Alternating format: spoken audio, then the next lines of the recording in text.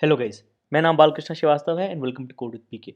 सो इस वीडियो में हम जावा कोड सॉल्यूशन लिखेंगे क्वेश्चन 1 का of ISC 2023 computer science practical boards paper, जो कि ये क्वेश्चन था।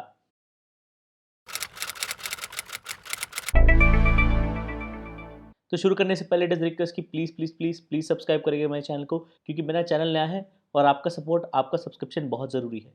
और मैं इस प्रॉब्लम का सॉल्यूशन इंग्लिश में ऑलरेडी अपलोड कर चुका हूँ अपने दूसरे चैनल कोड विद बीके पर, लेकिन बहुत सारे स्टूडेंट्स का रिक्वेस्ट था कि उनको सॉल्यूशन जो है हिंदी में ज़्यादा बेटर समझ में आता है, इसलिए मैं corresponding Hindi video same solution के लिए फिर से डाल रहा हूँ। So please please please please subscribe करिएगा। तो चलिए शुरू करते हैं। तो हमको दिया गया है ये सवाल, ओके। तो ओरिजिनल क्वेश्चन पेपर तो मुझे ऑनलाइन कहीं नहीं मिला, लेकिन एक थर्ड पार्टी सोर्स से ये क्वेश्चन मिल गया है और एक क्वेश्चन है कॉम्पोजिट मैजिक नंबर्स के बारे में। राइट, तो एक मिनट दीजिए और इस सवाल को पूरा पढ़िए।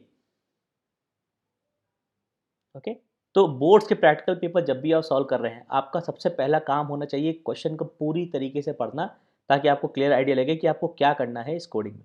ओके, तो हमको इनपुट करना है m और n, और हमको सारे कॉम्पोजिट मैजिक नंबर्स प्रिंट करने हैं m और n के बीच में। सो अगर m 40 है, n 100 है, कॉम्पोजिट मैजिक इंटीजर्स आर ये। ओके, और कॉम्पोजिट मैजिक नंबर क्या होता है? Positive integer which is both composite as well as magic. Composite number वो होते हैं जो प्राइम नहीं होते हैं। One is neither prime nor composite. Okay, तो कॉम्पोजिट नंबर्स में हो गया 10, 8, 12। ओके, मैजिक नंबर वो हो गए जिनका इवेंचुअल सम ऑफ डिजिट्स 1 है। तो 28 के डिजिट स्क्वायर किया, 8 + 2 10 हो गया। 10 के डिजिट स्क्वायर किया, 1 + 0 1 हो गया। ओके, तो शुरू करते हैं। तो एक लेंगे method public static void main string args। हमें सबसे पहले रीड करना है m और n, तो मैं एक स्कैनर ऑब्जेक्ट ले लूँगा। Scanner scanner equal to new scanner system dot in. Okay, और ऊपर इंपोर्ट कर लेते हैं import Java dot util dot scanner. Okay, हमको रीड करनी है वैल्यूज़ m और n, तो मैं बोलूँगा enter the value of m। So system dot out dot print m equal to, upper case है कि लोअर केस है? Lower case. ओके, तो ये प्रॉम मैसेज में प्रिंट कर रहा हूँ, तो होगा क्या? m इक्वल टू प्रिंट होगा, और फिर मैं यूज़र से एक्सपेक्ट कर रहा हूँ कि वो m की वैल्यू टाइप करे। तो इंट m हो गया स्कैनर डॉट नेक्स्ट इंट। और ये करने का आइडिया ये है कि जब भी मैं आईसी बोर्ड्स के प्रैक्टिकल पेपर सॉल्व करता हूँ, मेरा कोशिश रहता है कि जैसा सैम्पल इनपुट और आउटपुट दिया गया है वैसे ही मेरा प्रोग्राम भी चले। तो अगर m इक्वल टू ऐसे प्रिंट हो रहा है, तो मैं चाहता हूँ मेरा प्रोग्राम भी m इक्वल टू प्रिंट करे और फिर यूज़र m की वैल्यू टाइप करके एंटर प्रेस करे। ओके, वैसे ही हम रीड करेंगे enter the value of n। Okay, n equal to int n equal to. Okay, m और n की वैल्यू रीड कर ली। अब इनको वैलिडेट करना है, तो if m greater than n display invalid input. So if m greater than n, okay, system dot out dot print invalid input, print ln इस केस में होगा। ओके, सेमीकोलन लगाया और रिटर्न कर दिया। रिटर्न कर दिया मतलब मेरा प्रोग्राम अब खत्म हो गया, रिटर्न हो गया मेन से, प्रोग्राम खत्म। क्योंकि अगर m ग्रेटर देन n है तो सिर्फ एरर प्रिंट करके हमको प्रोग्राम एग्जिट कर देना है। तो हमको पता लगाना है कॉम्पोजिट मैजिक नंबर, तो मैं लिखूंगा एक helper function static Boolean is magic composite. Okay, ये लेगा एक इंटीजर n। ओके, और दो हेल्पर मेथड और लिखूंगा, static Boolean is composite int n, और स्टैटिक बूलियन इज मैजिक लेगा इंट n। ओके, तो ये वाला फंक्शन एक इंटीजर लेगा, रिटर्न करेगा ट्रू अगर ये इंटीजर n कॉम्पोजिट नंबर है। ये वाला फंक्शन लेगा एक इंटीजर n, रिटर्न करेगा ट्रू अगर ये इंटीजर n एक मैजिक नंबर है। ओके, तो ये वाला इंटीजर मैजिक और कॉम्पोजिट तब होगा अगर वो मैजिक भी है और कॉम्पोजिट भी। तो इस फंक्शन का रिटर्न वैल्यू हो जाएगा इज मैजिक, ओके, पास करें same n, and is composite, पास करें सेम। ओके, अब ये तो हेल्पर मेथड हमको कोड करने हैं। तो कॉम्पोजिट नंबर्स क्या होते हैं? कॉम्पोजिट नंबर्स वो होते हैं जो प्राइम नंबर्स नहीं होते हैं। One is neither prime nor composite. Okay, so if n equal to 1, return कर देता हूँ फॉल्स। ओके, 1 का केस अलग से ले लिया। कॉम्पोजिट नंबर्स वो हो गए जो 1 और खुद के अलावा, 1 और n के अलावा एक और किसी नंबर से डिविजिबल है, मतलब प्राइम नहीं है। तो मैं स्टार्ट करूँगा 2 से, जाऊँगा लेस देन n तक। ओके, अगर इनमें से कोई भी वैल्यूज़ n को पूरा पूरा डिवाइड करती है तो ये कॉम्पोजिट नंबर है। फाइनली रिटर्न करूँगा फॉल्स कि ये कॉम्पोजिट नंबर नहीं है। आप अगर इसको अलग से केस नहीं भी लेते हैं ना, तब भी 1 के लिए फॉल्स आएगा, क्योंकि लूप 2 से स्टार्ट होगा, लेस देन 1, अब नहीं चलेगा ये लूप और ये फॉल्स ही रिटर्न करेगा। ओके, तो आप ये कंडीशन लें या ना लें सेम है, हटा ही देते हैं, एक्स्ट्रा कोड नहीं लिखना। ओके, तो ये तो हो गया आपका कॉम्पोजिट के लिए चेक।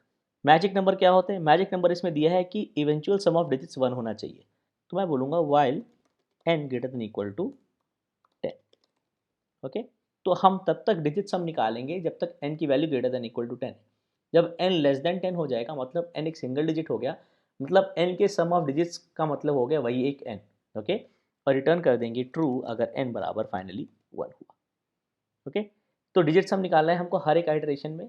सम ऑफ डिजिट्स एक इंटीजर निकालने के दो तरीके हैं, आप वाइल लूप यूज़ कर सकते हो या स्ट्रिंग यूज़ कर सकते हो। वाइल लूप यूज़ करना है तो आपको हर एक आइटरेशन में आपको यूनिट डिजिट निकालना है, उसको रिकरिंग सम में ऐड करते जाना है और यूनिट डिजिट हटा देना है। ओके, स्ट्रिंग वाला मेथड यूज़ करोगे तो इंटीजर को स्ट्रिंग में कन्वर्ट करो, स्ट्रिंग को आइटरेट करो, आइटरेशन में हर एक कैरेक्टर उठाओ जो कि बेसिकली एक डिजिट है कैरेक्टर में, उस कैरेक्टर को कॉरेस्पॉन्डिंग डिजिट में कन्वर्ट करो और उसको रिकरिंग सम में ऐड कर दो। हम स्ट्रिंग वाला मेथड यूज़ करेंगे, तो बोलूँगा इंट डिजिट्स सम हो गया 0, स्ट्रिंग NSTR हो गया ब्लैंक प्लस। ओके, तो अगर हमारे पास n से एग्जाम्पल में दिया है 28, राइट, 28 था तो NSTR हो जाएगा स्ट्रिंग फॉर्म ऑफ 28। अब इस स्ट्रिंग को आइटरेट करना है left to right, NSTR.length i plus plus. Okay, हर एक आइटरेशन में हम उठाएंगे ith character NSTR.caret i। Okay, कहने का मतलब ये है कि C जो है वैल्यूज़ लेगा इस स्ट्रिंग की कैरेक्टर्स की एक एक करके, तो पहले 2 और फिर 8। ओके, अब इस कैरेक्टर को जिसमें एक डिजिट है उसको कॉरेस्पॉन्डिंग इंटीजर वैल्यू में कन्वर्ट करने के लिए मैं बोलूँगा इंट डिजिट हो गया C माइनस 0। तो एक स्टैंडर्ड तरीका है जहाँ आप एक कैरेक्टर जिसमें एक डिजिट है उसका कॉरेस्पॉन्डिंग इंटीजर वैल्यू निकालते हो। ये इसलिए काम करता है क्योंकि हर एक कैरेक्टर कांस्टेंट जावा में एक आस्काई वैल्यू एक इंटीजर वैल्यू से एसोसिएटेड है। कहने का मतलब है 0 होता है 48, 1 होता है 49, 2 होता है 50। ओके, ऐसे ही 3 हो गया 51, 4 हो गया 52 एंड सो ऑन। ओके, तो जब आप ये कर रहे हो मतलब आप आस्काई वैल्यूज़ को सब्ट्रैक्ट कर रहे हो, मतलब अगर यहाँ सी में 2 था तो 2 माइनस 0 हो गया 50 माइनस 48 जो कि 2 हो गया। ओके, तो हमने एक्सट्रैक्ट कर लिया डिजिट, इसको ऐड करना है सम में plus equal two digit. Alright, अब फाइनली हम सेट कर देंगे n को डिजिट सम। ऑलराइट, तो ये हो गया आपका इज मैचिंग मेथड। तो हमारे हेल्पर मेथड्स हो गए, अब हमको प्रिंट करना है कॉम्पोजिट मैजिक इंटीजर्स r जो कि इस रेंज में है। ओके, तो मैं मेन में जाऊंगा, मैं चलाऊंगा loop for int i equal to m i less than equal to n i plus plus. तो अगर ये वैल्यू मैजिक कॉम्पोजिट नंबर है, ओके, तो इसको प्रिंट कराना है। तो आप आउटपुट में देखोगे पहले तो ये स्टेटमेंट प्रिंटेड है, तो इसको पहले प्रिंट करा लेते हैं। तो मैं बोलूँगा system dot out dot print. Okay, alright, और प्रिंट लिया है, प्रिंट एल ने लिया है क्योंकि इस स्टेटमेंट के प्रिंट होने के बाद मैं चाहता हूँ मेरे सारे magic composite magic integers print हो जाए। ओके, एक वेरिएबल ले लेते हैं फ्रीक्वेंसी के लिए, तो मैं बोलूँगा int frequency is equal to 0 और ये बढ़ जाएगी जब भी हमको एक कॉम्पोजिट मैजिक नंबर मिलेगा। ओके, ओके, तो इस केस में हर एक नंबर जो कि कॉम्पोजिट मैजिक है प्रिंट हो रहा है, उसके बाद एक कॉमा स्पेस है। ओके, लेकिन लास्ट वाले के बाद नहीं है, देखिए 100 के बाद नहीं है और 1 to 88 के बाद नहीं है।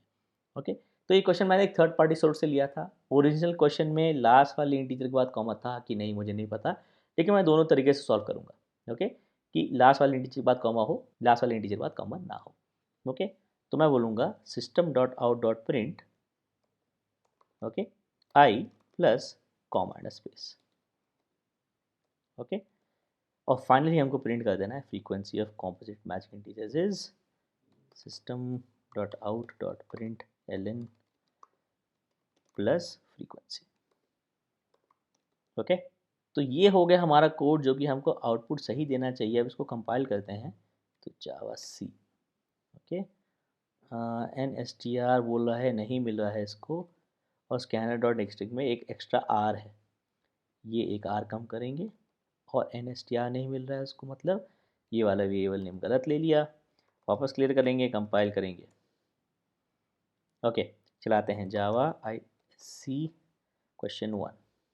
ओके, M हो गया 40 और N हो गया 100। The composite magic integers are, उसके बाद फ्रीक्वेंसी सेम लाइन में आ रही है। तो बेसिकली सारा प्रिंट करने के बाद हमको एक और लाइन चेंज करनी है। ओके, तो वापस कंपाइल करेंगे, वापस चलाएंगे, 40 और 100 डालेंगे, तो 46, 55, 64, 82, 91, 100 जो कि करेक्ट है, और फिर फ्रीक्वेंसी 6 है। ये एक्स्ट्रा कॉमा आ रहा है, इसको फिक्स करेंगे। पहले सेकंड केस चला लें। एम हो गया 1210, 1210 और एन हो गया 1300, 1216, 1225, 1234, 1243, 1252, 1226, 127, 1288, फ्रीक्वेंसी 8 करेक्ट। 120 और 97 के लिए भी चला लेते हैं। 120, 97 इनवैलिड इनपुट। Okay, right. तो हमारा कैलकुलेशन और आउटपुट तो सही आ रहा है, बस अब लास्ट कॉमा स्पेस को हटाना है। वो कैसे करेंगे? तो अभी हम हर एक इंटीजर को प्रिंट कर रहे हैं, फिर कॉमा स्पेस प्रिंट कर रहे हैं। मैं क्या करूँगा, मैं एक पूरा स्ट्रिंग बना लूँगा जिसमें ये सारे इंटीजर्स होंगे। ओके, और लास्ट वाला कॉमा हटा दूंगा। तो मैं बोलूँगा स्ट्रिंग आउटपुट स्ट्रिंग हो गया हमारा ब्लैंक। ओके, आउटपुट स्ट्रिंग में मैं जोड़ दूंगा ये integer plus comma space. Okay, integer अलग से नहीं प्रिंट करा रहा हूँ, इस स्ट्रिंग में ऐड करते जा रहा हूँ, और ये स्ट्रिंग मैं आखिर में प्रिंट कर दूंगा। ओके, और इस स्ट्रिंग को प्रिंट करने से पहले इसका last, remove the last extra comma space. Okay, तो मैं बोलूँगा आउटपुट स्ट्रिंग हो गया आउटपुट स्ट्रिंग डॉट सब string. Okay, starting from 0 till length -2। Okay, अब चलाते हैं, वापस क्लियर करेंगे, कंपाइल करेंगे, वापस चलाएंगे। M40 N 100 composite magic integer सही है, और ये एक्स्ट्रा कॉमा जो एंड में था वो नहीं है हमारे पास। ओके, वापस चलाएंगे। इट वाज 1210 और 1300, फिर से आउटपुट सही, एक्स्ट्रा कॉमा नहीं है, और ये रहा। ओके, फाइनली 120 और 97 के लिए भी चला लेते हैं। ओके, एक और केस चला लेते हैं, से 20 to 30, एक ही मिला हमको। ओके, तो ये था इस प्रॉब्लम का solution. Right, and I hope ये हेल्पफुल था। तो प्लीज़ कमेंट से मेंशन करिएगा अगर आपको इसमें कुछ समझ में नहीं आया, कोई डाउट था। और इस पेपर के बाकी 2 क्वेश्चंस, क्वेश्चन 2, क्वेश्चन 3 की वीडियोस की लिंक भी आपको डिस्क्रिप्शन में मिल जाएंगे, आप चेक कर लीजिएगा। और इस सोल्यूशन की कोड का लिंक भी मैं डिस्क्रिप्शन में डाल दूंगा, आप चेक कर सकते हैं। और इस सवाल को मैंने इंग्लिश में भी सॉल्व करके रखा है, तो अगर आप इंग्लिश से ज़्यादा कंफर्टेबल हैं तो डिस्क्रिप्शन में आपको इस सोल्यूशन का कॉरिस्पॉन्डिंग इंग्लिश वीडियो का भी लिंक मिल जाएगा, आप चेक कर सकते हैं। प्लीज़ कमेंट्स में अपने थॉट्स बताइएगा, आपको कैसा लगा, अच्छा लगा, बुरा लगा। और आप कमेंट्स में हमेशा मुझे बता सकते हैं कि अगर आप मुझसे कोई क्वेश्चन सॉल्व कराना चाहते हैं या फिर कोई कॉन्सेप्ट डिस्कस करना चाहते हैं। Thank you.